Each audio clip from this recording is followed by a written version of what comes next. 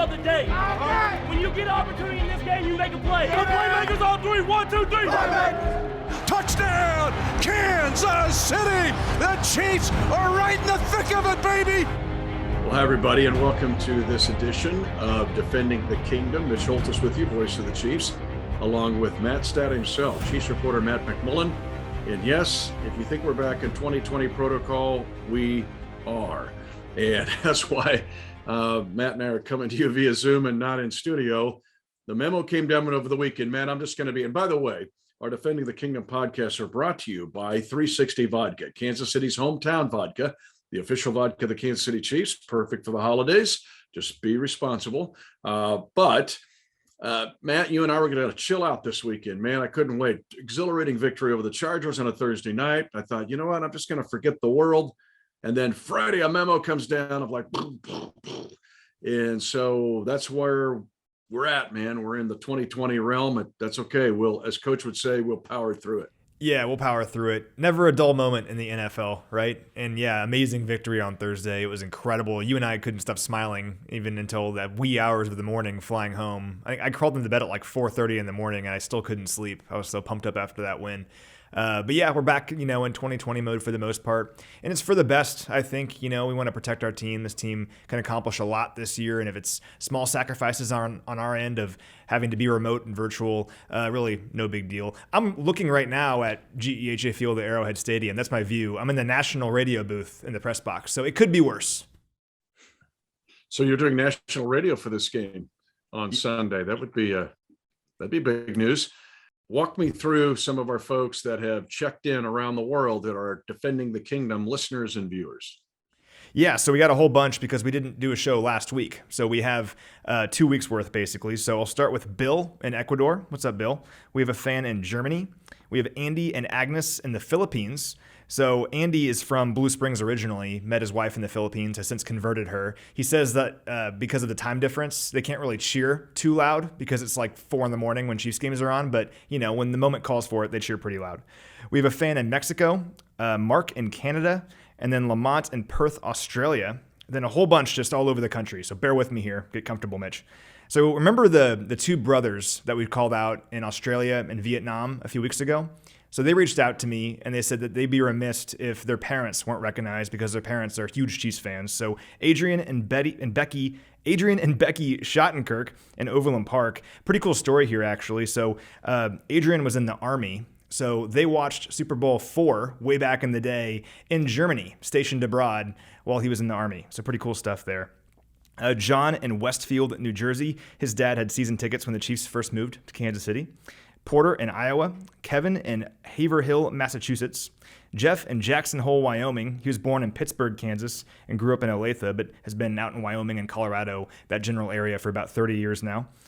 Craig in Washington, D.C., JJ in Oregon, Tim in Prescott, Arizona, Van in Green Valley Lake, California, a fan in Colorado Springs, Paul in Leesville, Louisiana, John in Cody, Wyoming, Cody in Taylor, Missouri. So he ran into you apparently at the Super Bowl last year in the concessions line, and he hasn't forgotten it. So Cody remembers you, Mitch.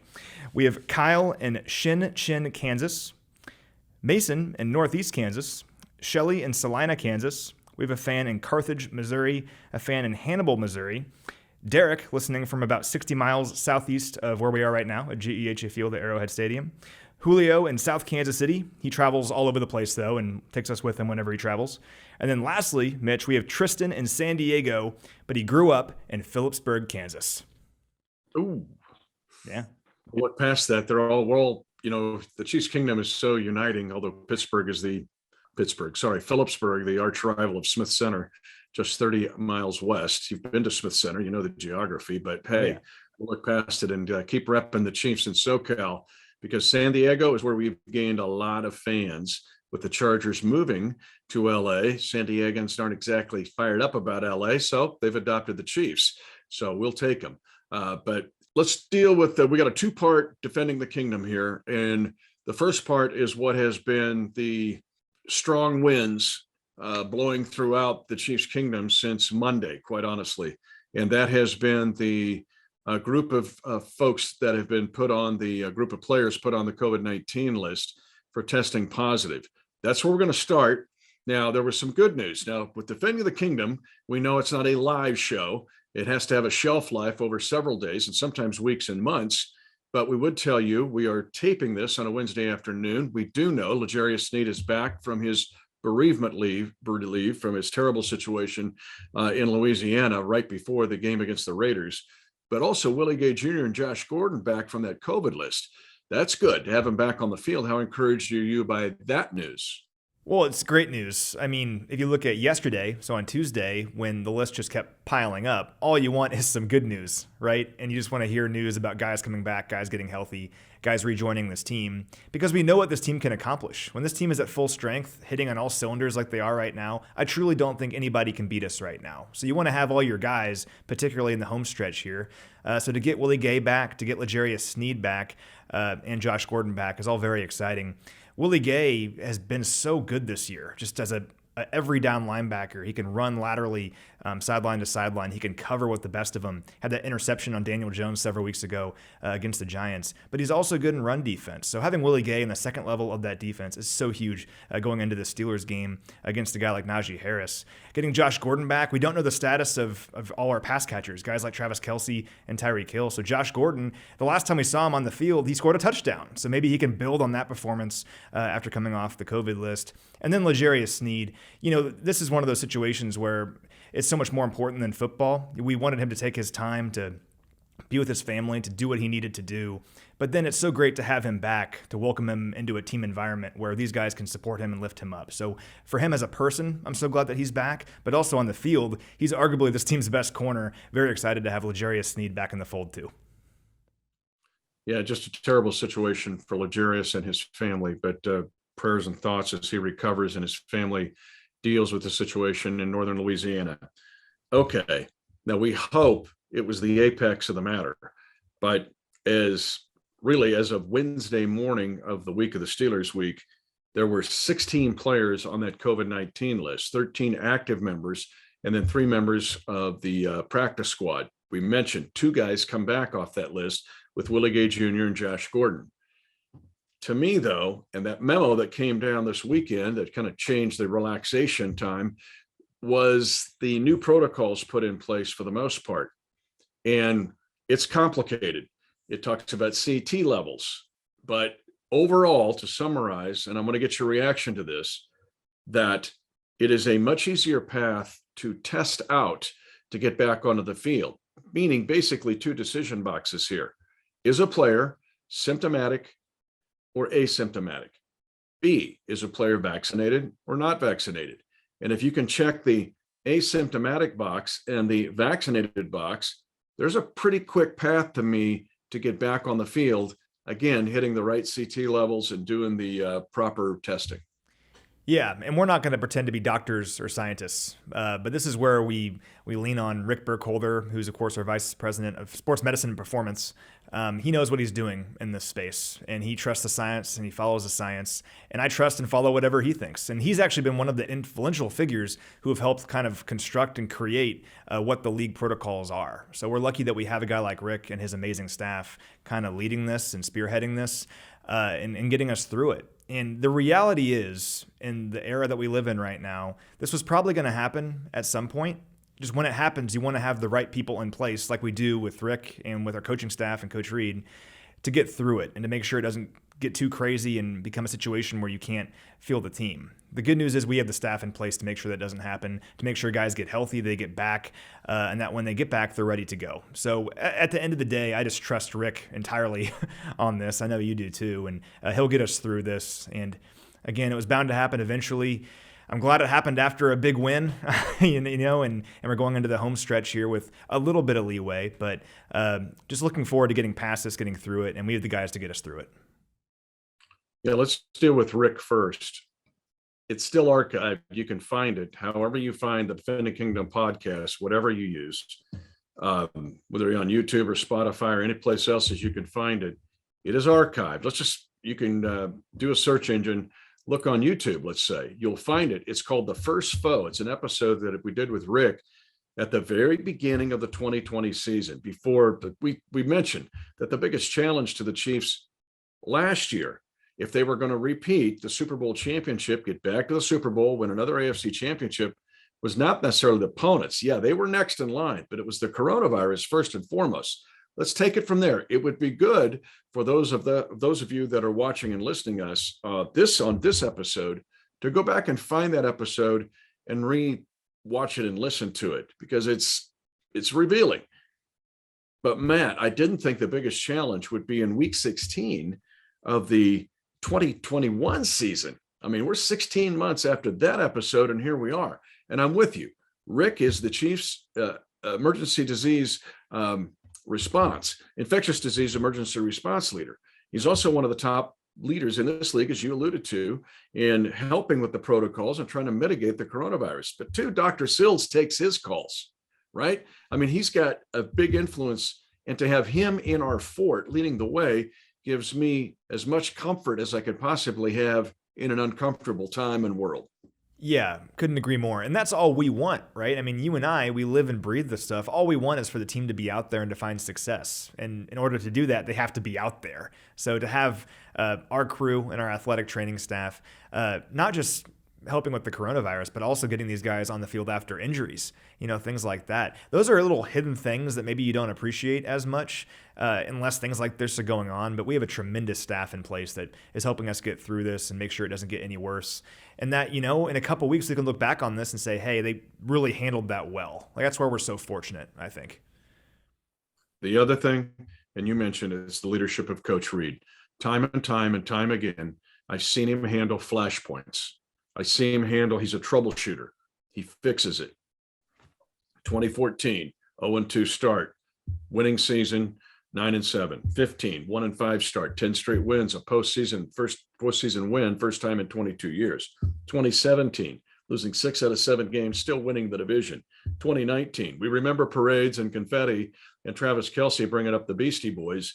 We forget how many turns and twists there were to that season and how many weeds there were in the garden. And this year, I mean, we just have seen him do it time and time again. And here we are again with another one that's several this year that we faced. But I just have confidence in him. No matter who's on that list and who's not on that list, he's going to try to figure out a way to win this week and keep moving forward. His powering through it mantra is not just an encouragement to me or anybody else in the kingdom. It's the way he lives his life and leads this team. And that is the most underrated part of Andy Reid's coaching acumen. Yeah, any organization, it finds success or failure based on its leadership. That's just the reality of it. Any organization at all. And a football team is not immune to that. A football team is completely directed by its leadership. And to have Coach Reid in place through any kind of circumstance, you mentioned it, losing a couple of tough games or losing some players to injury, or a situation like this, when you have a leader like Coach Reid, it gives you an advantage over just about everyone else, because Coach Reids don't grow on trees. You don't find guys like this. There's a reason that the Chiefs are the only team since 2013 to have a winning season every single year. Think about that. Every single year since 2013, the Chiefs have had a winning season. No other team has done that. And really, you can say, yes, of course, it's the players on the field, but what's the one constant through that entire time? It is Coach Reid. So he finds ways to get through all kinds of challenges. I have no doubt, zero doubt at all, he will find a way to get through this challenge here. All right, let's pivot here a bit on the second part of this Defending the Kingdom episode, which is flashpoints in Russian history. Now, people understand me. I want you to understand me here. And my brother, by the way, is an expert in Russian history. He studied the culture most of his adult life. He's been involved there in many ways. So I reached out to him and said, all right, the Steelers are one of the most resilient teams I've ever seen. Like, you can't get rid of these guys. The Vikings thought they were going to blow them out at 29-0, and they're hanging on to win that game. And so I compared why we say Russian history to Rasputin, like the famous, infamous mystic of the last days of the rule of Tsar Nicholas II. All right, that's the Russian Revolution, but they couldn't get rid of this guy. The people that wanted to get rid of Rasputin could not get rid of him. They tried everything and couldn't do it. Now, for those of you members of the Steeler Nation who may just be happening to stumble into Defending the Kingdom, take it as a compliment, because honestly, Matt, there has been no team in the NFL tougher than the Pittsburgh Steelers for 53 seasons. This has been the way they've lived their life for 53 years. 3 head coaches in 53 years. Chuck Noll, Bill Cowher, Mike Tomlin. There is no rhyme or reason, Matt, that the Steelers should come into this game Sunday at 7-6-1 if you just look at the numbers. Yeah, there's a lot to unpack here. First of all, I love that people can listen to Defending the Kingdom and get a history lesson. How about that? You learn some things. Also, the Russian analogy works so well because you think about us last weekend, just a few days ago, rooting for the Steelers. Like in World War II, the Russians are our friends. And then all of a sudden, a week later, we're playing them. So here the Cold War has begun. We're playing the Russians here on Sunday. But yeah, they're a tough team that has been this way forever. And it got me thinking about how several years ago, when Clark Hunt was looking to establish a culture here in Kansas City, he directly mentioned the Steelers numerous times. And for good reason. That's a culture and organization you want to be like. And the beauty of it is, I mentioned all the winning seasons since 2013. The Chiefs have established that now. The Chiefs have a winning culture similar to the Steelers. But the Steelers have been doing it a very long time. And even when they're having maybe a season that isn't quite to their standards, they still find a way to fight over and over again. So if you look at what they've done this season, notorious slow starters. In the first 3 quarters of games this year, they're being outscored by 96 points. Now, many teams, when they're being outscored by several touchdowns in the first 3 quarters of a game, they're going to roll over. They're going to be done. But the Steelers, they don't do that because they have veteran players that have been to Super Bowls, that have been to AFC championship games and know how to win. They know how to fight for 60 minutes. They are outscoring teams by 49 points in the fourth quarter. All 7 of their wins this year have been by 1 score. In many of those games, they were trailing and entering the fourth quarter. 4 of them, actually, they were trailing in the fourth quarter and went on to win those games. So this is a team that it's not always pretty. If you go back and watch the Titans game, I know a lot of Chiefs fans were watching that game, not exactly a pretty performance, but they found a way in the end. And like Coach Bieniemy always says, what matters in the end, it's the alphabets. It's if you won or you lost. No one cares how many style points you have. The Steelers don't have a lot of style points this season, but they're still alive in this playoff hunt because they find a way. So for the Chiefs in this game, particularly if you're down some players, got to make sure you're playing a full 60 minutes. You can blitz them early on and have a lot of success, but in the fourth quarter, this team will not give up. So got to make sure we're playing a full game against these guys. So we don't know who will be on the field for the Chiefs. We've got to monitor this really hour by hour. This isn't day by day. This is hour by hour of who's on that COVID-19 list, who's not, and who's available to go. And if they're not available to go, who takes their place. The second part of this is the Steelers are coming in with a lot to play for too. The Chiefs right now have the 1 seed in the AFC. We all know that. The Steelers are 7-6-1 and still have a chance to win the division in the AFC North, which is crazy. But to your point about the first 3 quarters, in the last month, the Steelers have been outscored in the first 3 quarters 74-9. They have no touchdowns in the first 3 quarters for a month. It hasn't happened since 1994. So I go back and look at it, but you know what? The next year they go to the Super Bowl. It's what they are. And then you mentioned the fourth quarter explosion. So how do they win? Well, they just do the right thing at the right time. And last week they did it against the Titans with those 4 takeaways, including a tip pass by Taco Charlton, former Chief. But TJ Watt, to me, becomes center stage in this discussion. TJ Watt, who lived in the shadow of his brother JJ for years. His brother Derek's on the team too, on the Steelers team. But Matt, for TJ Watt to have 18 sacks, 4 forced fumbles, and when he gets a forced fumble, they win. They've won 3 of those 4 games, but can completely wreck a game or flip a game, turn a game on 1 or 2 plays. He really is, right now, I think, the premier pass rusher in this league. TJ Watt is a stud. And we kind of talked about this earlier this week. I feel like a couple years ago, he was kind of doing this same thing. And for whatever reason, he just wasn't getting a lot of credit as one of the best defensive players in the league because the Steelers, for the last couple of years, haven't been an elite team. They've been hanging around like we've been talking about, but they weren't an elite team. Well, last year, I feel like when they got off to the undefeated start, he started getting a lot of credit, and now he's just followed that up with an incredible season. I mean, 17.5 sacks this year. And one note that I find interesting about him is that he seems to make this defense better when he's out there. And that seems obvious. Like, yeah, of course, he's getting sacks and making big plays. But when he is out there, he makes everyone else better, which I think is the best compliment you can ever give a football player, or any athlete, really, for that matter. But when he is out there for 80% or more of snaps this year, Pittsburgh is 7-2. It's unbelievable. They find ways to get wins when he is out there defensively for this team. Now, he's been banged up at times and hasn't always been out there for his squad, and when he's not out there, they tend to struggle. So TJ Watt is really the heartbeat of this team defensively. And look at the game last week against the Titans. He had like a ribs injury or something. Like he was injured, but he wanted to go back in the game because he witnessed and recognized how big of a moment that was. He went back in and played through that injury and was a huge part of that victory for the Steelers. So TJ Watt, even though this defense overall for the Steelers has struggled for the most part this season, TJ Watt is a guy you have to always know where he is at all times. A couple things here as we close out too. You're thinking, well, offensively, man, Big Ben, what's he got left? It's probably his best year, or last year. He's got 19 touchdowns, 7 picks. He's also a grinder. He's a personification of his coach, Mike Tomlin, and guys like TJ Watt. But when you look at the categories of third down and red zone, both on offense and defense, they're there. They're there. And the fact that they have forced 107 opponent penalties for almost 900 yards. You're thinking, how do they go 7-6-1 and don't have glitzy stats? Those two areas. They're still hard to score on.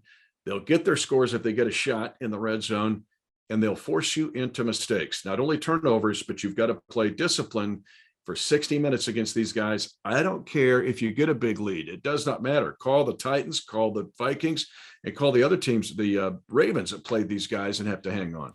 Yeah, and the Chargers as well. The Steelers almost beat the Chargers in their house after the Chargers had a huge lead. And you mentioned Big Ben in the offense. Big Ben isn't quite what he was when he was winning Super Bowls, but there's no disrespect to him. I mean, he's 39 years old. He's still playing at a pretty solid level. He can move the ball around. It's important to remember, too, that even though the Steelers' offense hasn't had a ton of success overall this season, they've only scored more than 30 points once, they still have playmakers that can beat you, that are legitimate, bona fide players in this league. Guys like Deontay Johnson. He's not just fast, he's quick. I mean, he's not Tyreek Hill, but when you're watching him, he's kind of, in a way, has that kind of skill set where he can turn a quick little play into a huge game. He's 1,000 yards and 6 touchdowns this season. Chase Claypool, a lot of controversy around him this year for some of his antics, but you can't disregard what a physical specimen he is. I mean, he can go up and get a football on a 50-50 ball, so got to know where he is at all times. We'll see if Pat Freiermuth plays in this game. Excellent tight end out of Penn State, rookie this year, been in the end zone a whole lot. He's in concussion protocol. Him not being out there actually would be a very big deal. But then lastly, Najee Harris. The Steelers don't run the ball a whole bunch, but they find ways to get Najee Harris involved. He has 1,300 yards from scrimmage this year. So the Steelers offense has talent and they have players. The issue, though, all year long for them has been their offensive line. That's truly their Achilles heel, I think. Yeah, they're young. And they're kind of, there's a real young offensive line here. They're kind of redoing it after going through the years where they had Castro and Pouncey and Villanueva. They were studs. Just they were constant, kind of like what the Chiefs are building right now on the offensive line. The Steelers hope to do that as well. And I don't want to leave Cam Hayward out of this discussion. That dude is a mauler at the line of scrimmage, and TJ Watt can thank him for a lot of his stuff. But here we go. So looking at Flashpoint fixing. That's what Andy Reid does, what Rick Burkholder's done now for sure the last 2 years, and then Russian history, trying to get rid of Rasputin. You Steeler fans, just relax a little bit. I'm not saying you're the Russians, but just to give you an analogy, you guys are hard to beat. Let's just take that as a compliment. But Matt, here we go in a game where the Chiefs want to stay in that spot to be the 1 seed and get the bye in the AFC playoffs. Yeah, and I think it's quickly important to note, not to get too caught up in everything that's going on right now, how exciting a moment this is. To think that the Chiefs started 3-4, and you and I, privately and publicly, just kept saying, just hold on. It's a long season. Just hold on. We believe in this team. We've watched them every day in camp, through OTAs, through everything. We believe in this group. And for them to rip off 7 straight wins, to be in the position they're in now, to have the weekend like Chiefs Kingdom had, where you already have a win in your back pocket, and the Patriots lose and the Titans lose, so you move into that top seed in the AFC, it just is really exciting. And to have these 3 final regular season games as an opportunity to lock up the top seed in the AFC, home field advantage through the playoffs. It's stuff that if we talked about it in mid-October, people wouldn't take us seriously. But we believed in this team. We knew that they could do it. And for them to achieve it has been very exciting. So we've talked for weeks now about how it's a lot of fun to go 14-2, to go 13-3. But to have this season, the way it's unfolded, if we can accomplish what we know we can accomplish this year, I think this is the year we'll look back on and go, wow, that was a special one. I can still hear the ringing of the doorbell. It was Halloween night. There were a lot of kids dressed up as Andy Reid. This one looked pretty good. Going, hey, what's our chances of winning or getting to the playoffs this year at 3-4? I go, well, it's 6%. But the reason I believe we're going to make it is because of the guy you're dressed like. So here we are with a 99.3% chance of making the playoffs. So we'll monitor this COVID-19 list over the next, really literally hour to hour until game time. But he's Matt McMullen. I'm Mitch Holthus. A special thanks to 360 Vodka for being the sponsor of this Defending the Kingdom podcast and the official vodka of the Kansas City Chiefs. And Matt, to you and your family, I kid you about Monty McMullen, your mom, who might be the biggest Chiefs and Matt fan ever, maybe Tennessee Volunteers, son of Mississippi State Bulldogs, but to you and your whole family, and to all of our Chiefs Kingdom family around the world, we want to wish all of you a very Merry Christmas and a Happy Holidays. 10, 5, touchdown! Lock it down! And the celebration begins at Arrowhead.